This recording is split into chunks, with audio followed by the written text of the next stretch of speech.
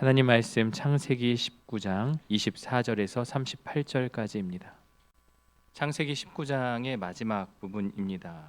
우리가 잘 알고 있는 소돔과 고모라의 멸망인데요. 우리는 인생의 중요한 갈림길에서 종종 내가 더 좋아 보이는 것을 선택을 해요. 롯도 그랬어요. 아브라함과 헤어질 때 자기 눈에 보이기에 여호와의 동산 같고 애굽과 같은 소돔 온 땅을 택하였어요.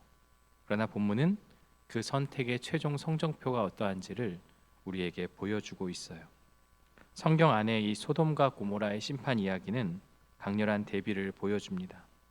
유황불이 쏟아지는 절망의 상황에서 롯과 두 딸만이 구원을 얻은 것은 하나님의 전적인 은혜입니다. 그러나 이 거대한 구원의 드라마 이후에 이어지는 기록은 결코 아름답지 못해요. 오히려 구원받은 이들이 보여주는 타락한 행적은 인간 본성의 추악함을 가감없이 드러내며 성경은 이러한 부끄러운 이면까지도 숨김없이 기록하고 있어요. 노아도 그랬죠. 홍수 이후에 포도주를 마시고 추한 모습을 보이고, 그리고 롯과 그 두 딸도 술을 먹은 후에 추한 모습을 보여주고 있어요. 롯의 모습을 통해서 우리의 선택과 하나님의 신실하심에 대해서 우리가 살펴보려고 합니다. 소돔의 멸망을 앞둔 긴박한 상황에서 롯은 하나님의 지시보다 자신의 선택을 앞세우는 나약함을 보여줘요. 산으로 도망치라는 천사의 명령에도 불구하고 인근의 작은 성읍인 소알로 피신하게 해달라고 애원을 합니다. 하나님의 보호하심보다 눈에 보이는 그 작은 성이 안전할 것이라 믿었기 때문인데요. 결국 그는 소알에 머물지 못하고 다시 산으로 가는 그러한 잘못된 모습을 보이게 되죠. 24절을 보면요, 여호와께서 하늘 곧 여호와께로부터 유황과 불을 소돔과 고모라에 비같이 내리사라고 표현하고 있어요. 이제 심판이 시작되었어요. 소돔과 고모라에 유황과 불이 비처럼 내렸다.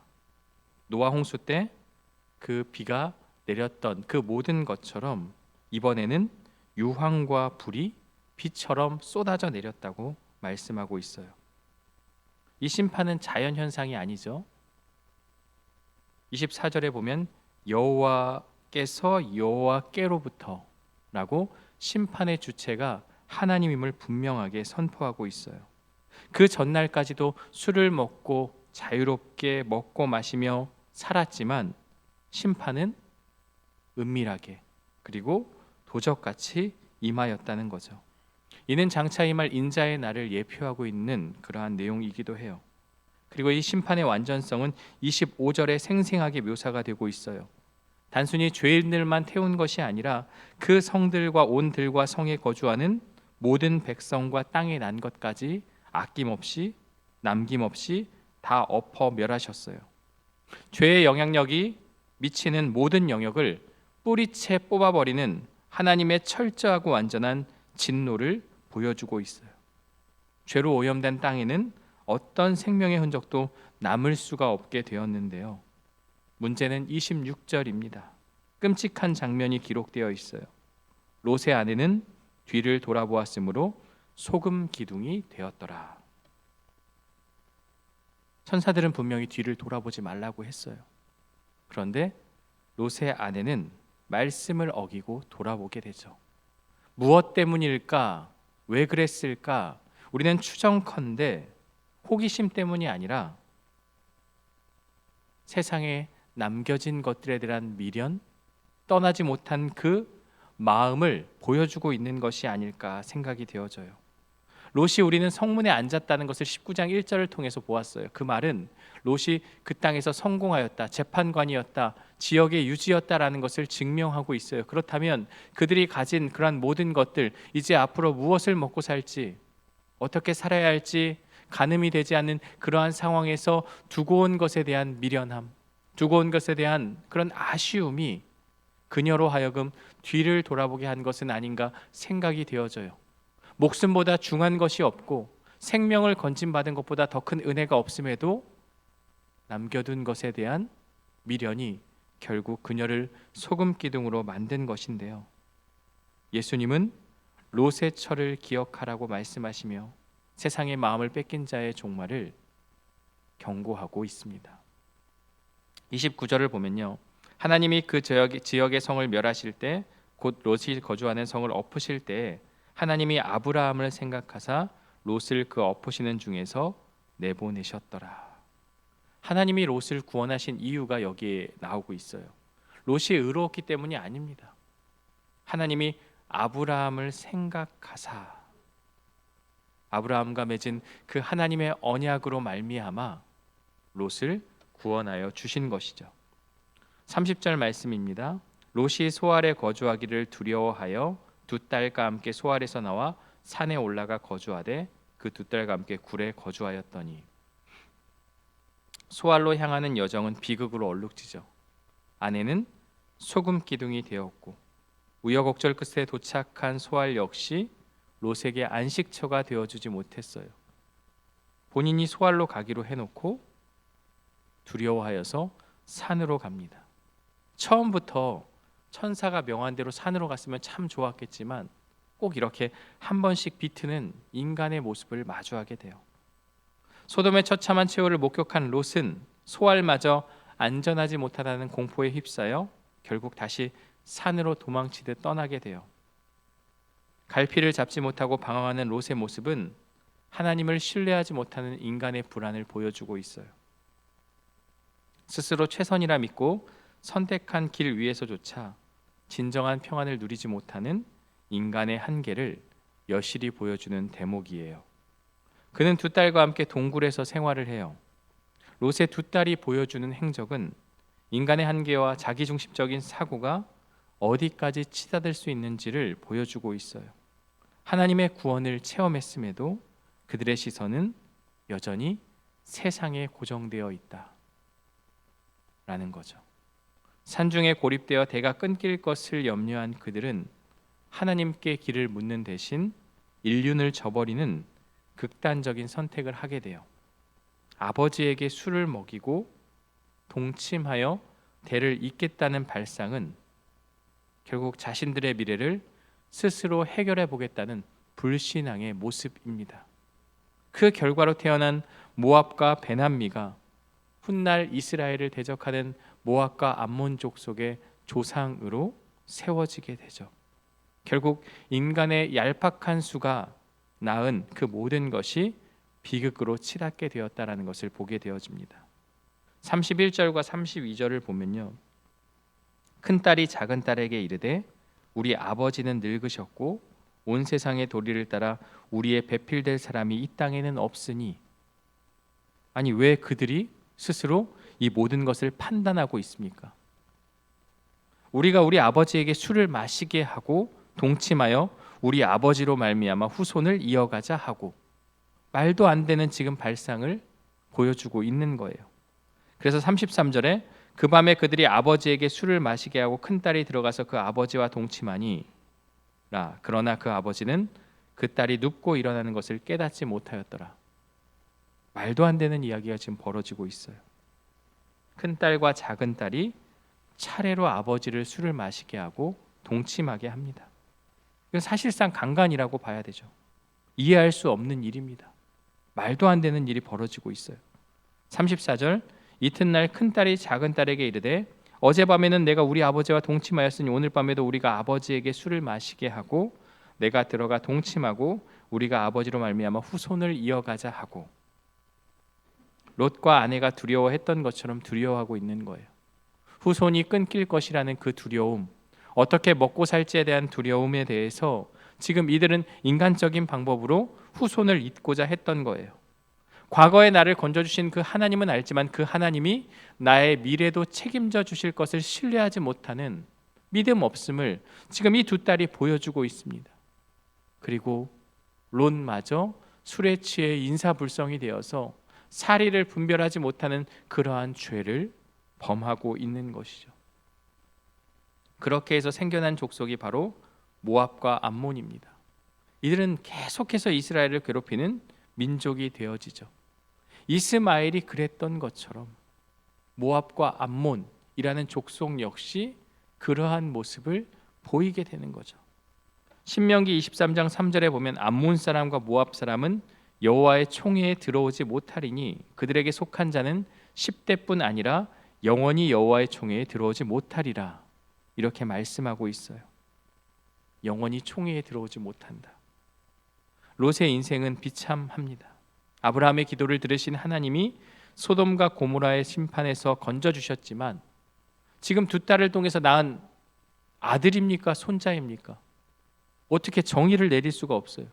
아들인지 손자인지 모를 이상한 자식을 낳게 되죠. 그들은 저주받은 족속들로 여호와의 총회에 들어오지 못하게 되어 롯은 이런 자들의 조상이 되어버립니다. 이것이 롯의 인생입니다. 롯은 하나님을 의지하면서도 세상의 번영을 동시에 취하려 했던 양다리 신앙의 전형입니다. 우리는 인생의 분기점에서 세상도 사랑하고 하나님도 사랑하는 타협안을 찾곤 하지만 우리 주님은 두 주인을 섬길 수 없다고 분명히 선포하고 있어요. 하나님을 전부로 인정하지 않는 적당한 믿음은 하나님이 주신 기회조차 죄의 기회로 삼게 만들며 결국 모든 것을 잃게 만드는 지름길입니다. 그럼 이렇게 치욕적이고 이해할 수 없고 상상조차 되지 못하는 이런 파렴치한 일을 성경에 기록한 이유는 무엇입니까? 분명히 구원을 받았고 심판에서 건짐을 받았지만 하나님의 말씀 앞에 바로 서 있지 않으면 또다시 죄에 빠질 수밖에 없음을 우리에게 보여주고 있고요. 사실 이런 롯의 모습이 우리의 내면에도 존재하고 있음을 우리에게 보여주고 있습니다. 우리가 두려움에 대해서도 생각해 봅니다. 19장 8절에 보면 롯이 이미 그 두 딸을 불량배들에게 넘겨주려 했어요. 아버지에게 술을 먹이고 동침한 딸들도 마찬가지입니다. 하나님을 두려워하지 않으면 이처럼 이런 말도 안 되는 모습을 보이게 돼요. 그럼에도 놀라운 사실이 하나 있어요. 두 딸의 악을 통해 모압과 암몬 자손이 시작이 돼요. 이들은 이스라엘을 대적하는 민족이지만 시간이 지나 룻이라는 모압 여인을 통해서 다윗이 태어나게 되고요. 그 다윗을 통해서 예수 그리스도가 탄생하게 됩니다. 결국 무엇을 말합니까? 하나님의 섭리와 은혜는 이 악을 통하여서도 선을 이루시는 분이다라는 것을 우리에게 보여주고 있어요. 우리는 세상의 번영과 하나님의 은혜 사이를 줄타기하는 적당한 신앙을 버려야 합니다. 하나님을 향한 경외심을 잃고 사람을 도구로 삼았던 롯의 비극이 곧 나의 모습임을, 우리의 모습임을 직면해야 합니다. 우리는 늘 내가 원하는 인생을 살아가고자 해요. 내가 유리한 길을 선택해요. 하나님의 말씀을 듣기는 하지만 결국 선택은 내 눈에 보기에 좋은 대로 내가 원하는 것일 때가 대부분이죠. 롯이 그러했던 것처럼 내 눈을 들어서 내가 보기에 좋은 것을 끝까지 택하게 됩니다. 롯의 처가 뒤를 돌아봤던 것처럼 롯의 두 딸이 말도 안 되는 방식으로 후손을 이어가려 했던 것처럼 인간의 얄팍한 수는 이렇게 하나님이 보시기에 말도 안 되는 죄로 이어질 수밖에 없는 것이죠. 하나님은 이런 우리를 고쳐서 쓰기도 하지만 스스로 깨닫게 하십니다. 그래서 가끔은 그대로 내버려 두실 때가 있어요. 너희 스스로 깨닫게 하고 너희 스스로 그 길에 가게 만든 다음에 그 길에서 죄의 심각성을 깨닫고 하나님께 돌아올 수 있도록 하나님의 앞에 바로 섰을 때 그것이 큰 죄임을 깨닫게 하기 위해서 그렇게 우리를 내버려 두실 때도 있습니다. 그래서 하나님의 은혜 아니면 설 수 없는 존재임을 우리 스스로 알게 하는 것이죠. 오늘 본문은요, 인간의 수치스러운 범죄로 시작된 민족 그 모압에서 가장 현숙한 여인인 룻이 나오게 되고 그 혈통을 통해 인류의 구원자 예수 그리스도가 오게 됩니다. 인간의 죄 그리고 그 끔찍한 그 현장에서 하나님은 구원의 서막을 여시고 그것조차도 하나님의 은혜로 덮어주시는 그러한 놀라운 사실이 오늘 본문 말씀에 기록되어 있습니다. 우리는 기억해야 합니다. 인간의 방법과 인간의 생각으로 우리가 선택하는 것이 아니라 늘 하나님의 말씀 앞에 비추어서 하나님의 뜻을 택하는 결단이 우리 안에 있어야 합니다. 롯이 그러했던 것처럼 때로는 아브라함도 죄에 빠져 잘못된 모습을 보인 것처럼 신앙적으로 분명하게 섰음에도 불구하고 넘어질 때가 있습니다. 그래서 우리는 늘 말씀 앞에 바르게 서야 하는 것이죠. 우리가 기억해야 하는 건 인간의 추악한 죄의 현장마저 구원자 메시아의 통로로 바꾸시는 하나님의 사랑을 깊이 신뢰하며 우리는 그 은혜 안에 거하는, 그 은혜를 택하는 저와 여러분들 되시기를 주님의 이름으로 간절히 축원합니다. 함께 기도하겠습니다. 하나님 아버지, 오늘 말씀을 통해서 인간의 추악한 민낯을 보게 됩니다. 그러나 이것이 바로 나의 모습임을 직면합니다. 늘 하나님의 말씀 앞에 바르게 서겠다고 다짐하지만 선택의 순간 하나님이 아닌 세상적인 눈으로 내 눈에 보기에 좋은 것을 택하는 우리들의 모습을 보게 됩니다. 롯이 그러했던 것처럼, 롯의 처가 그러했던 것처럼, 두 딸이 그러했던 것처럼 어처구니 없는 그러한 선택 앞에 우리는 죄를 직면하게 되고 결국 나의 선택과 나의 시선이 잘못됐음을 깨닫게 됩니다. 그러나 그 실패 현장, 죄의 깊숙한 곳에서도 하나님은 은혜를 생각하시고 바로 예수 그리스도를 통하여서 인류를 구원할 놀라우신 위대한 구원의 계획을 여시고 그것을 통로로 삼아주심을 깨닫게 됩니다. 우리가 할 수 있는 것은 아무것도 없고 오직 하나님의 은혜 아니면 설 수밖에 없는 존재임을 기억하며 우리를 죄와 그 심판에서 건져주신 그 하나님의 은혜에 감사하며 바른 선택과 삶을 살아가는 우리 모두가 되게 하여 주옵소서. 우리의 모습은 죄로 얼룩져 있고 여전히 죄로 인해서 마음이 썩어져 가고 잘못된 모습으로 살아가지만 그때마다 하나님의 은혜의 놀라우심을 기억하며 다시 말씀 앞에 바로 서서 하나님을 택하고 붙잡는 우리들의 결단이 오늘 말씀을 통해서 깨닫는 역사가 있게 하여 주옵소서. 주일학교 또 겨울 사역이 진행 가운데 있습니다. 우리 아이들, 청년들이 하나님을 경험하는 귀한 시간이 되게 하여 주시고 준비하는 손길들 위에 하나님 은혜를 더하여 주옵소서. 특별히 병상에서 고통 가운데 신음하고 있는 환우들을 기억하여 주시고 말 못할 아픔과 그 슬픔 가운데서 하나님 위로하여 주시고 하나님의 놀라우신 치료의 손길이 환우들에게 흘러 넘칠 수 있도록 인도하여 주옵소서.